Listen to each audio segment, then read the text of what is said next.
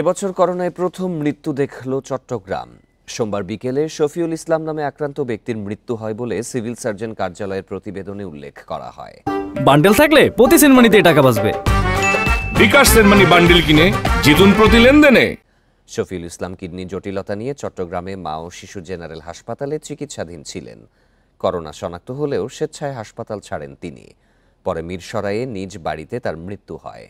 এছাড়া সোমবার বিকেল পর্যন্ত ২৪ ঘন্টায় নতুন করে ১২০টি নমুনা পরীক্ষায় আরও ১০ জনের করোনা শনাক্ত হয়েছে চট্টগ্রামে। এ নিয়ে এবছর চট্টগ্রামে ১০ জন সহ মোট ২৮ জনের শরীরে করোনা শনাক্ত হলো। যেভাবে পরীক্ষা করা হচ্ছে ৩৪২টা পরীক্ষা করা হয়েছে, তার মধ্যে ২৮টা পজিটিভ পাওয়া গেছে।